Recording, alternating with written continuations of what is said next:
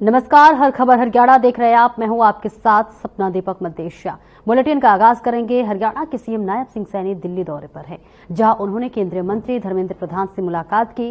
इस दौरान कई मुद्दों को लेकर चर्चा की गई। तस्वीरें आपको दिखा रहे हैं, जहां दिल्ली दौरे पर मुख्यमंत्री नायब सिंह सैनी पहुंचे हुए हैं और यहां केंद्रीय मंत्री धर्मेंद्र प्रधान के साथ मुलाकात करने की ये तस्वीरें आप तक पहुंचा रहे हैं। आपको बता दें, हरियाणा में बीजेपी पूर्ण बहुमत के साथ 48 सीटों के साथ पूर्ण बहुमत के साथ सरकार बना चुकी है और दूसरी बार नायब सिंह सैनी ने मुख्यमंत्री पद की शपथ ग्रहण कर ली है।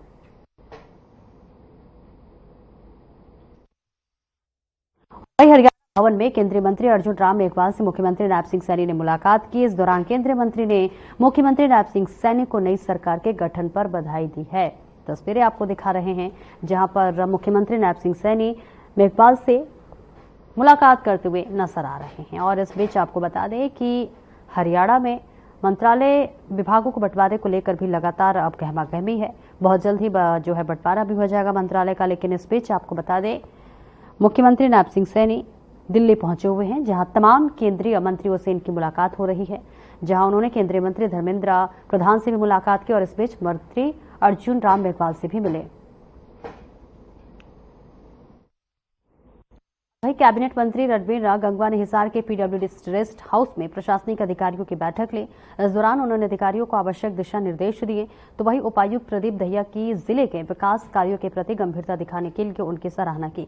इस मौके पर कैबिनेट मंत्री रणबीर गंगवा ने कहा कि मुख्यमंत्री नायब सिंह सैनी के नेतृत्व में हरियाणा सरकार सेवा, सुशासन, समानता, समृद्धि और गरीब कल्याण के लिए समर्पित है। गत 10 वर्षों में हरियाणा एक हरियाणवी एक सिद्धांत पर सरकार ने जो काम किया उसे निरंतर जारी रखा जाएगा।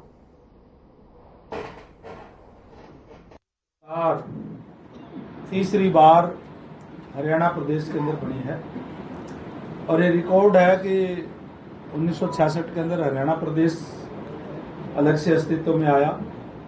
उसके बाद में पहली बार किसी पार्टी की सरकार बनी है तो भारतीय जनता पार्टी की तीसरी बार सरकार बनी है।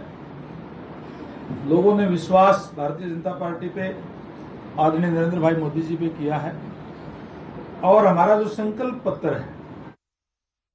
और हरियाणा के राज्य मंत्री राजेश नागर का कुरुक्षेत्र पहुंचे, जहां उनका पूर्व मंत्री सुभाष सुधा सहित विभिन्न संस्थाओं के सैकड़ों प्रतिनिधियों ने स्वागत किया। उन्होंने पिपली में लोक निर्माण विभाग के विश्राम गृह में पूर्व राज्य मंत्री सुभाष सुधा की तरफ से आयोजित स्वागत समारोह में हिस्सा लिया। इस मौके पर राजेश नागर ने कहा कि प्रदेश सरकार विकसित और मॉडर्न हरियाणा के विजन को लेकर एक रोड मैप तैयार करेगी और इस रोड मैप के अनुसार ही हरियाणा प्रदेश को हर क्षेत्र में देश का नंबर 1 राज्य बनाने का हर भरसक प्रयास करेगी और इसके लिए प्रदेश के हर नागरिक को साथ लेकर कार्य किया जाएगा।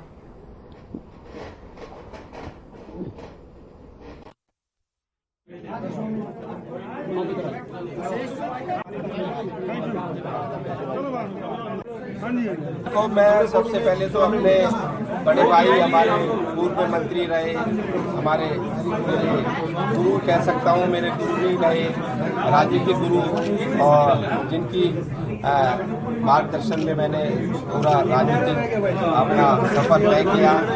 ऐसे सुभाष सुधा जी को बहुत बहुत धन्यवाद और आभार प्रकट करता हूँ, जो यहाँ बुलाकर मेरा जो मान किया, सम्मान किया, स्वागत किया।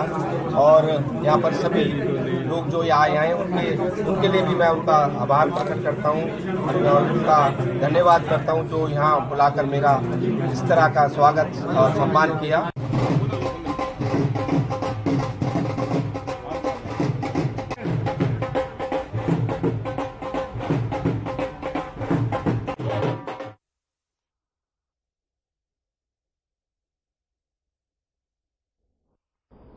और नानौन में आरक्षण में वर्गीकरण के मामले को लेकर बीजेपी नेता सुनील पाल वाल्मीकि ने बयान दिया है। उन्होंने कहा कि वंचित समाज के लोगों ने सरकार का ऐतिहासिक फैसला बताते हुए मुख्यमंत्री नायब सिंह सैनी का आभार जताया है। वहीं सुनील पाल वाल्मीकि ने जानकारी देते हुए कहा कि 2005 में कांग्रेस सरकार में सुप्रीम कोर्ट ने फैसला दिया था कि सरकार आरक्षण में वर्गीकरण कर सकती है, लेकिन कांग्रेस पार्टी ने इसको लागू नहीं किया।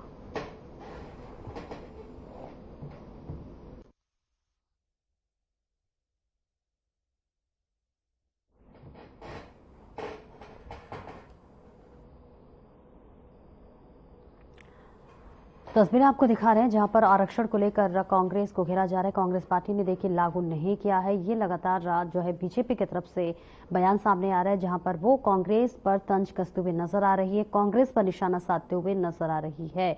तस्वीरें नारनौल से दिखा रहे हैं जहां पर कांग्रेस पार्टी ने लागू नहीं किया आरक्षण को लेकर। देखिए ये बीजेपी नेता सुनील पाल का ये बयान इस वक्त सामने आ रहा है, जहां पर कांग्रेस पर निशाना साधते हुए जो है सुनील पाल नजर आ रहे हैं और उन्हीं के साथ साथ उन्होंने आरक्षण के मुद्दे को लेकर कांग्रेस को जमकर घेरा।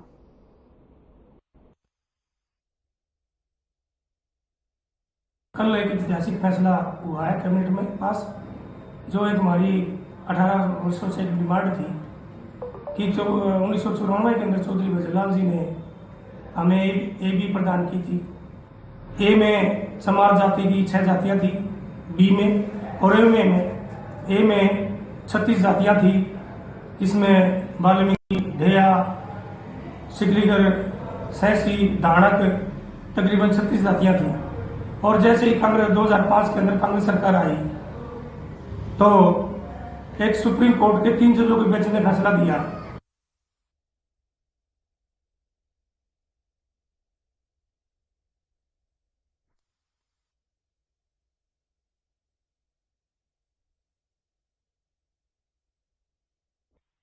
और नशे के खिलाफ पुलिस का अभियान लगातार जारी है। सिरसा जिले के 119 गांव व शहर के 4 वार्डों को आज नशा मुक्त घोषित किया गया। लोगों को नशे की गंभीरता के बारे में जागरूक करने के लिए युवाओं पर नाटक का मंचन भी किया गया, जिसे उपस्थित जनों ने खूब जो है सराहा। और वही बता दें कि पुलिस अधीक्षक विक्रांत भूषण की अध्यक्षता में कार्यक्रम हुआ। सिरसा में सभी गांव में व शहर के वार्डों के प्रतिनिधियों ने कार्यक्रम में शिरकत की। कार्यक्रम सिरसा के जय देवीलाल विश्वविद्यालय में आयोजित किया गया और इसके बाद शहर के परशुराम चौक से लेकर जो है रानिया चुंगी तक जागरूकता रैली निकाली गई।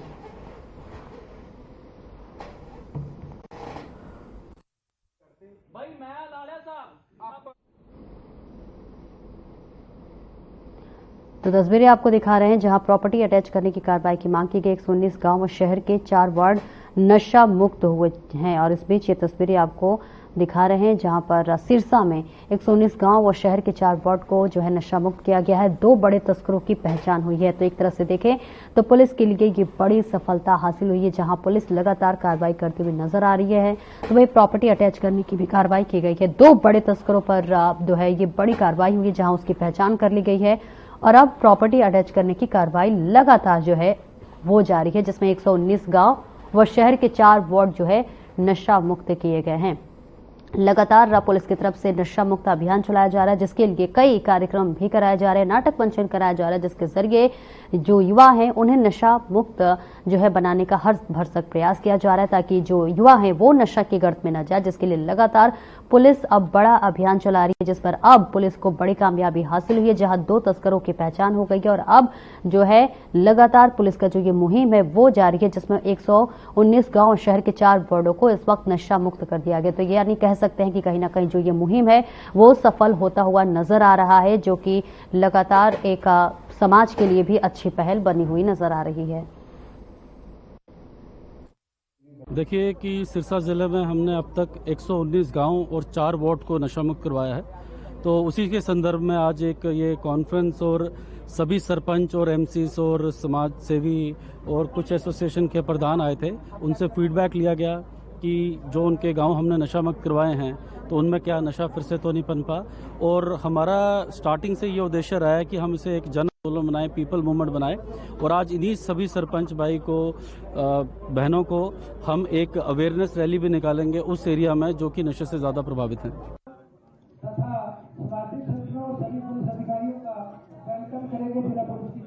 भूषण साहब IPS, SP साहब सिरसा, मेरे सभी साथी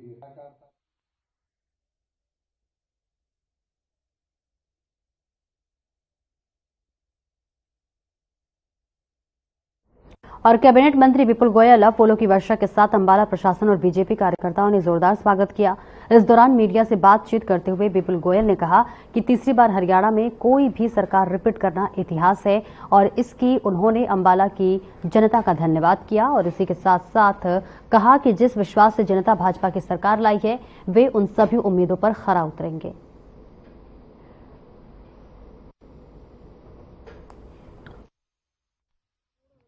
इतिहास रचने का काम किया। तीसरी बार भारतीय जनता पार्टी की सरकार, किसी भी पार्टी की सरकार तीसरी बार रिपीट करना हरियाणा के अंदर इतिहास है। हरियाणा की जनता ने आज इतिहास रचा है और भारतीय जनता पार्टी की सरकार को तीसरी बार रिपीट किया पूर्ण बहुमत से।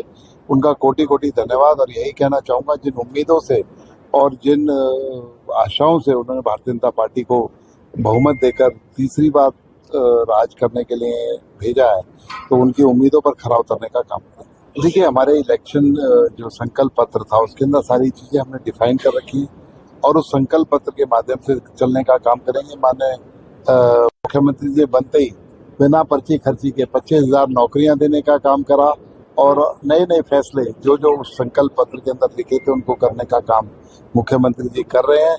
तो जनता की आशाओं पर खरा उतरने का काम।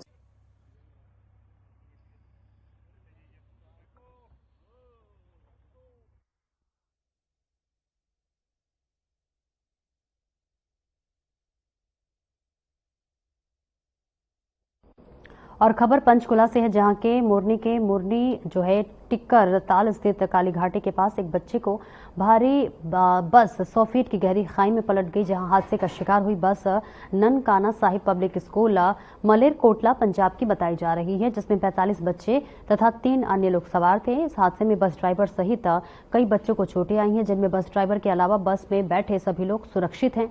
बस ड्राइवर की हालत गंभीर बताई जा रही है, जिसका इलाज पंचकुला के सेक्टर 6 के सामान्य अस्पताल में चल रहा है।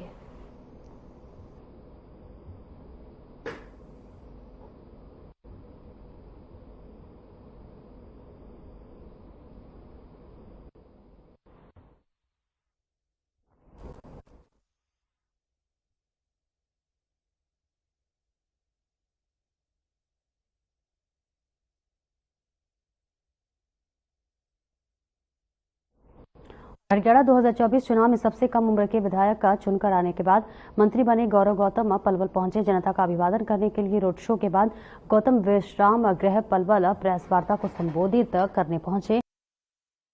प्रशासन और पुलिस प्रशासन द्वारा गुलदस्ता भेंट कर अभिवादन किया गया।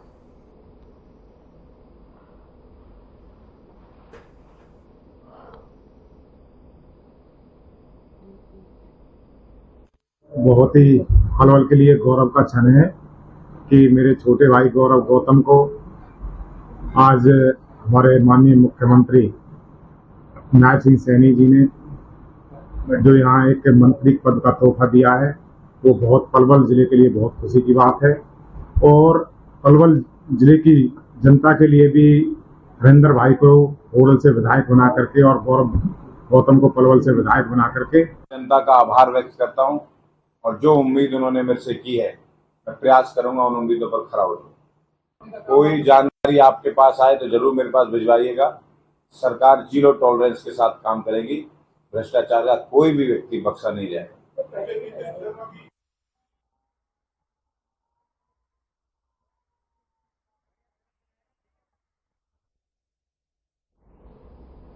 अगर आपने अपने खेतों में पॉपुलर राल लगाया हुआ है या आम, लीची, अमरूद का बाग है, इसके बावजूद आप अपने खेत में हल्दी की खेती कर सकते हैं, जो कि काफी मुनाफे की फसल है और इसके लिए बहुत ज्यादा मेहनत नहीं करनी पड़ती।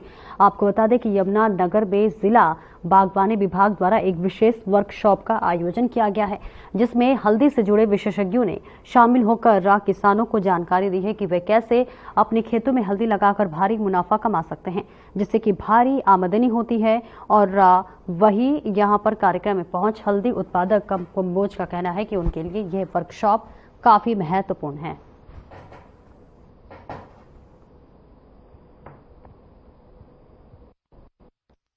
सेंटर फॉर सब ट्रॉपिकल फ्रूट लाडवा में स्थित है, जहां पे हम बागों के बारे में जानकारी देते हैं और किस तरह से अच्छा बाग स्थापित किया जाए। चूंकि यमुनानगर और जो जगाधरी एरिया है, अम्बाला की बात करें, पंचकुला की, बहुत सारे पुराने बाग हैं जो ऑलरेडी स्थापित है। जैसे आप लीची की बात करें, आम की बात करें, तो हल्दी एक बहुत अच्छे इंटरक्रॉपिंग के विकल्प के रूप में देखी जा सकती है। आपने मॉइस्चर लेवल 12% से कम रखा हुआ है, तो उसमें फफूंद आने के चांस बहुत कम हुए। मैंने एक मानक आपको बताया FSSAI का, food safety standard authority of India, वही मानक आपका भारत में लगता है। और दूसरा यहाँ पे देखिए मैंने इंडियन स्टैंडर्ड रखा हुआ है, ब्यूरो ऑफ इंडियन स्टैंडर्ड का, ये मानक भी यहाँ पर लागू होता है। आज MIDH स्कीम के अंतर्गत एक हल्दी के ऊपर एक दिवसीय कार्यशाला का आयोजन किया जा रहा है और इसका जो मुख्य उद्देश्य है वो किसानों को हल्दी के उत्पादन की जो लेटेस्ट टेक्निक है उसके बारे में बताना और हल्दी उगाने के बाद उसका कैसे प्रबंधन करें, क्या क्या प्रोडक्ट बना सकते हैं, कैसे उसको बेच सकते हैं, उन सब चीज़ों के बारे में किसानों को आज जागरूक किया जा रहा है इस वर्कशॉप के माध्यम से। इसमें कुल 100 किसानों के लिए ये कार्यशाला आयोजित की गई थी, जिसमें से 80 किसान यमुनानगर से आने थे, 10 किसान पंचकुला से और 10 किसान। मैं वैसे हल्दी काफ़ी सालों से हल्दी के ऊपर मैं लगाता रहता हूँ अपने खेतों में, और हॉर्टिकल्चर डिपार्टमेंट हमें टाइम पे हमें बहुत सारी सुविधाएं देता है। यहाँ तक कि बीज भी हॉर्टिकल्चर डिपार्टमेंट से हमें हल्दी का मिलता है और सब्सिडी भी हमें पहले मिलती थी। अब भी हम उम्मीद करते हैं कि हॉर्टिकल्चर डिपार्टमेंट हमें इसके ऊपर सब्सिडी देगा। यहाँ तक कि हमें पहले इसके बारे में मालूम नहीं था, हम सिर्फ अपनी कच्ची हल्दी को उखाड़ करके और उसको फिर बेच देते थे, लेकिन यहाँ वर्कशॉप में हमें सीखने को मिल रहा है। इस तरह का वर्कशॉप मैं चाहता हूँ कि समय समय पे होने चाहिए।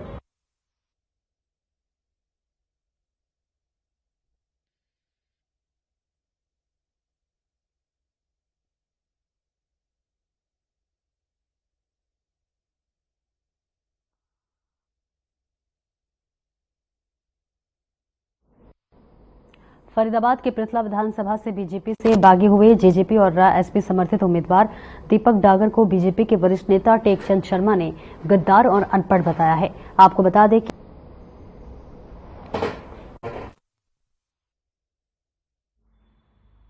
दीपक डागर भारतीय जनता पार्टी के प्राथमिक सदस्य भी नहीं हैं। जो प्राथमिक सदस्य थे और जिन्होंने पार्टी की खिलाफत करके चुनाव लड़ा था, वो कल माननीय मोहनलाल बडोली जी के माध्यम से निकाले जा चुके हैं। अगर वो भारतीय जनता पार्टी के प्राथमिक सदस्य भी हैं तो अपनी पर्ची का नंबर और वो बताएं।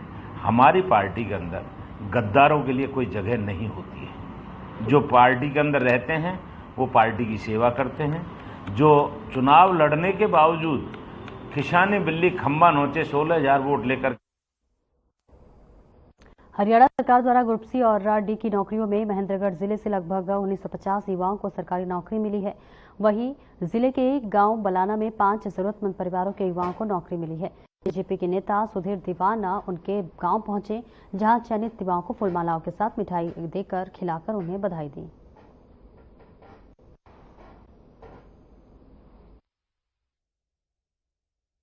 मेरा सिलेक्शन हरियाणा पुलिस के अंदर हुआ है। तो आप कैसा महसूस कर रहे हैं? मैं बढ़िया महसूस कर रहा हूँ। क्या इस तरीके से आपको नौकरी मिली है तो आप क्या संदेश देना चाहेंगे? यही कि मेहनत से नौकरी मिलती है, घर पर्ची हर चीज़ मिल रही है, ईमानदार से मिलता है। और मेरा सिलेक्शन SSC कलरक में हुआ है, PWD डिपार्टमेंट मिला हुआ है और पहले मैं ग्रुप डी में था, इसी सरकार में लगा था। कैसा महसूस कर रहे हैं? अच्छा महसूस हो रहा है सर। क्या युवाओं को संदेश देंगे? कि पढ़ो लिखो और तभी नौकरी मिलेगी। हमारे यशस्वी मुख्यमंत्री नायब सिंह सैनी ने कहा था कि पहली कलम से मैं इनका रिजल्ट निकालूंगा और इनको नौकरी दूंगी। वैसे ही उनकी कथनी और करनी में कोई अंतर नहीं है। उन्होंने पहली कलम से ये कार्य किया और हमारे महेंद्रगढ़ के 1980 बच्चे सी और डी ग्रुप की नौकरियों में लगे हैं और एक बाहरी खुशी का माहौल पूरे इलाके में है। आज उसी के तहत हमने ये फैसला किया कि भाई पहले तो जी मतलब 1 रुपया लागे को रिश्वत का और बहुत बढ़िया मान सम्मान हो रहा है जी। हाँ, पहले रिश्वत मांगता वो बात है को नहीं, सीधा जो पढ़ो लिखो और मेहनत करो। बेटे का हरियाणा पुलिस में कांस्टेबल के पद हुआ है। कैसा महसूस कर रहे हैं? क्या लगता है? अच्छा फील कर रहे हैं, बिना खर्ची पर्ची के नौकरी मिलती है बीजेपी सरकार में, तो अच्छा ही फील होता है सभी को। भाई बेटा